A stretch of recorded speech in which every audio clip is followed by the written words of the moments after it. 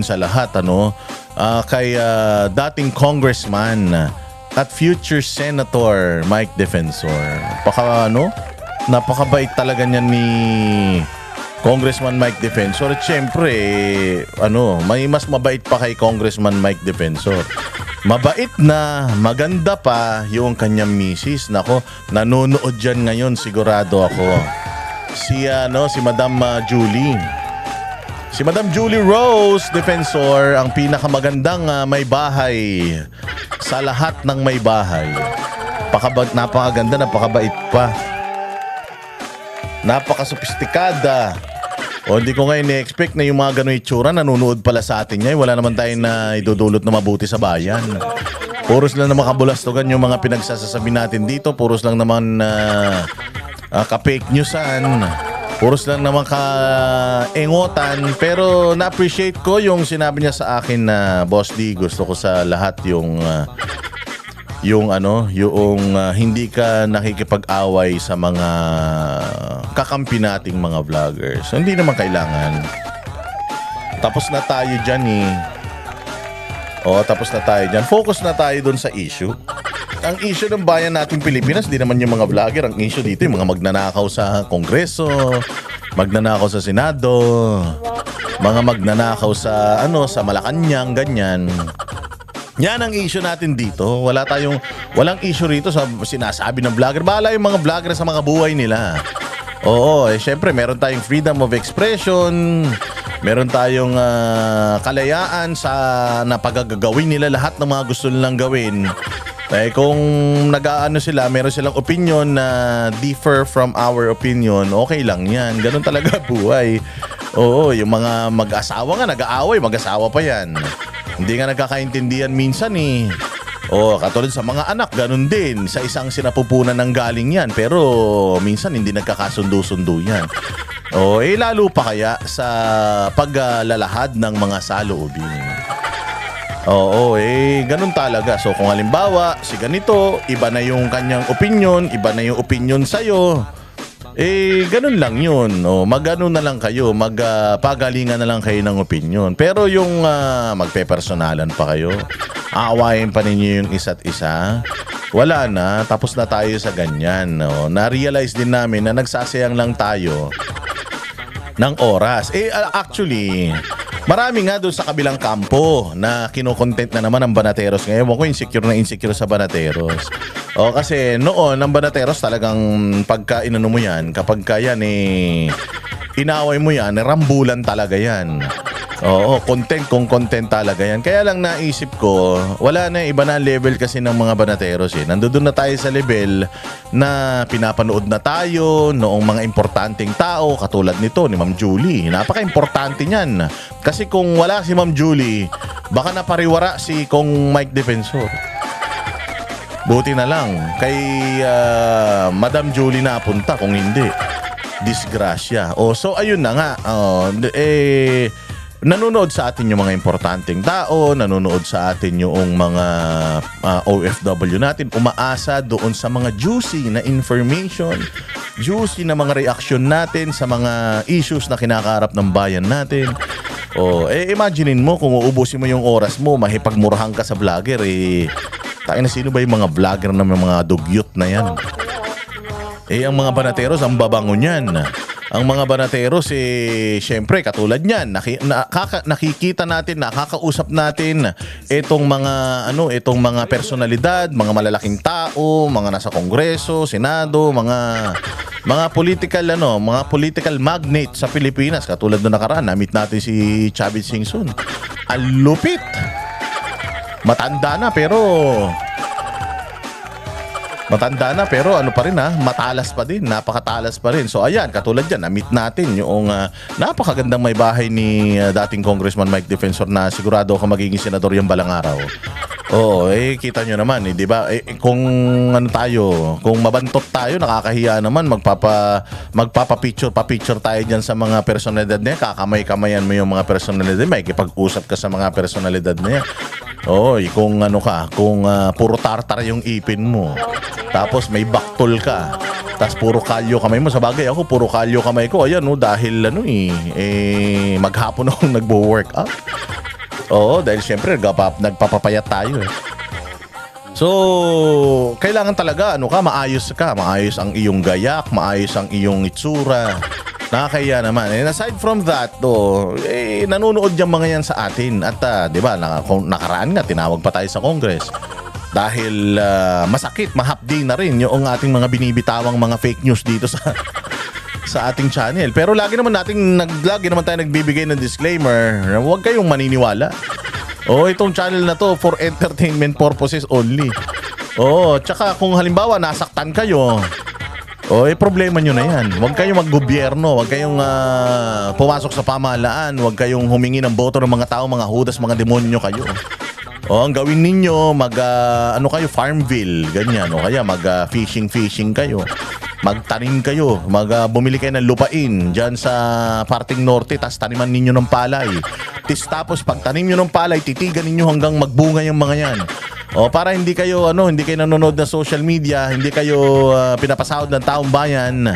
Kung hindi na kayo pinapasahod ng taong bayan, kahit magbigti kayo araw-araw, walang problema sa amin eh. Pero kung pasahod kayo ng taong bayan, tapos kayo ay magnanakaw, tapos kayo sisitahin, magagalit kayo, hindi pwede yan. So pinapatawag-tawag tayo sa Kongreso dahil nanonood yung mga yan sa atin. Yung Malacanang lalo na. Kaya kung makikita nyo, ang daming mga vlogger sa kabila na binabanatan tayo. Yung mga physical na mga kaanyuan natin na mga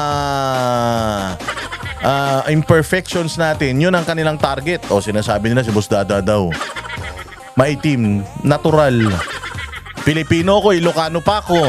Ewan ko ba sa mga magulang ko, hindi sila naghanap ng mga kapartner na mas mapuputi sa kanila magkakulay sila, kasin sila sa mga Ilocano, alam ninyo, yung mga Ilocano, magpipinsan yan. Magpipinsan, nag-aasawahan. Hindi magpipinsan kasi ang pinsan ang pinsan sa Ingles, kasin. So yung mga magkakasin, nag-aasawahan. Ano yan, magpipinsan? Literal, hindi. Magkakasing kulay. Magkakasing kulay, nag-aasawahan kasi. Kaya yan, mga Ilocano, ang itim. Tingnan nyo si Bongbong. Yung balat ni Bongbong. Parang mas maputi lang ng konti sa duhat. Kasi nga Ilocano, yung mga Ilocano, may itim talaga yan. Kaya nga pag nakakita ako ng maputing Ilocano, malamang nahaluan ng Bisaya yan. So yun yung mga, nakikita ninyo yung mga vlogger sa kabila, wala lang ibang gagawin kundi awayin ka, murahin ka, yung mga personal na yung mga physical na kaanyuan mo, kanilang baboy, okay man lang yan, hindi naman yan ang issue ng bayan. Sabi ko nga kung ang issue nila, yung kulay ko, ako hindi yan ang issue ko. Dahil bata pa ako, maitim na ako. So elementary pa lang ako, inaasar na ako, hindi na ako napipikon sa ganyan. Ang issue na natin ngayon ay yung issue ng bayan. Natin pinagpapapansin yung mga yan. Pero pa naghahamon daw ng mga debate. Diyos ko Lord, naghahamon daw ng mga debate. Sabi ko bakit? May pagdebate. Di man ako abogado. Tsaka nag-a-attend lang man ako ng opinyon. Debate. Kung magdebate tayo, sinong referee? Wala naman. Tangina, pagkakakitaan nyo pa kami Gusto nila magpunta kami sa mga channel at magdebate, mga ulul. Wala nang ganun, debate para kayong mga bata. Tara, debate tayo, walang ganun. Pag nagkita at kita, rambo lang kagad, ganyan. Ganyan, hindi yung debate pa. Kala mo matatalino kayo mga buwaka ng ina nyo. Pare-parehas lang naman tayo nag-o-opinion. Yung opinion mo, di opinion mo. Putang ina mo, kung feeling mo magaling yung opinion mo, di ipatato mo. Gago. Amunin pa kami ng debate. Tanga. Wala, di uso yan. Tsaka kung sakali naman, may hita ko sa'yo. Kung manalo ko sa debate sa'yo, kikita ba ako? Hindi naman. Ikaw pa kikita. Gusto mo pumunta ako sa mga channel ninyo tapos magdidebate pa rin, mga ulol. Mga tanga naman kayo. Wag nyo nang gamitin ng mga banateros para sumikat kayo. Dahil hindi na yan ang focus namin. Ang target namin, corruption sa gobyerno, mga demonyo sa pamahalaan, mga magnanakaw sa lipunan, mga pasahod ng mga taong bayan na mga walang ginawa sa Pilipinas na maganda. Yan ang target namin. Doon sa mga vloggers na nangungulit sa amin, huwag nyo na kaming kulitin.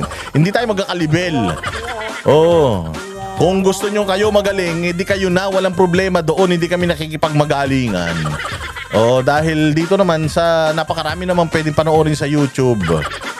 So kami, yung mga nanonood sa amin, binibigyan namin ng makabuluhang kwentuhan. Gusto namin yung mga oras nila hindi maubos sa chismisan. Basta ang importante na na highlight natin yung mga nangyayari sa bayang Pilipinas. Yun na yun. Kapag nakikita mo yaman, tara, debate tayo. Tara, debate.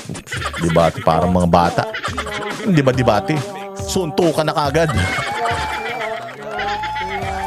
Kagata na kagad ng mukha. Pagka nagkita-kita, ganun lang yun.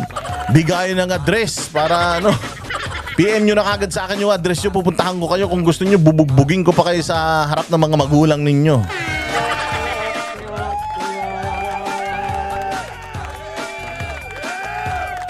Kayo talaga. Wala na yan. Hindi natin pinapasima kaya. Sinasabi pa mga duwag, hindi kayo Hindi nga kami naduduwag kay Bongbong, sa inyo pa. Mga tanga. Hindi nga kami naduduwag sa mga congressman, binabanatan namin araw-araw, sa inyo pa. Utang ina ninyo, gusto nyo pang kumita ng pera, pagkakakitaan nyo pa kami, ha? Mga hype kayo, ha? Dahil umasa.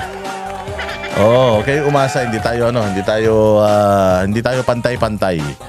I-entertain nyo na lang yung inyong mga viewers, yung mga mangilang-ilang viewers ninyo, tsaka yung mga troll army nyo. Tapos bahala na kami sa mga channel namin. Manood na lang din kayo para matuto kayo. Kami ang boses ng masa, hindi natatakot. Katotohanan lang, di kami nalulunod. Walang bahid ng sismis, lahat ay totoo.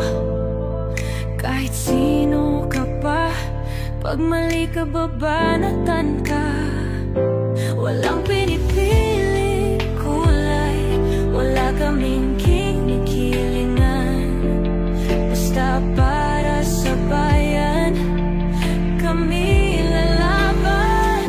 Pag tama palapakan, pag mali banatan. Di matitinag, di matatakot, para sa bayan tuloy ang sigaw. Sa harap ng kamera, walang halong takot. Mga baluktot, lahat kayo'y tutumba. Ang hustisya at totoo, yun lang ang mahalaga. Kahit sinong harang, di kami matitinag. Walang pinipiling kulay, wala kaming